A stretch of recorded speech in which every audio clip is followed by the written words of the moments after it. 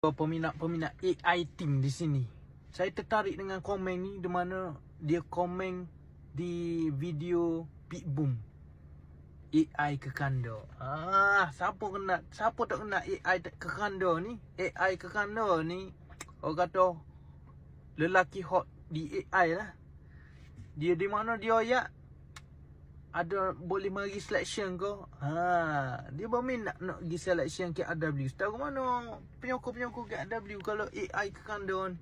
Setahu mana? Saya tertarik dengan komen ni. Jarang berlaku. Ya pasalnya kekanda ni kalau tengok game dia main dengan Malaysia creator tu, padu juga. Kerana gitu. Acik komen, penyokong-penyokong AI team boleh hadirkan komen. Bayangkan kalau kekanda bermain dengan KRW. Ia jadi macam auto kata KRW tu naik pasal nama dia ada dalam team. Mana kita kekanda.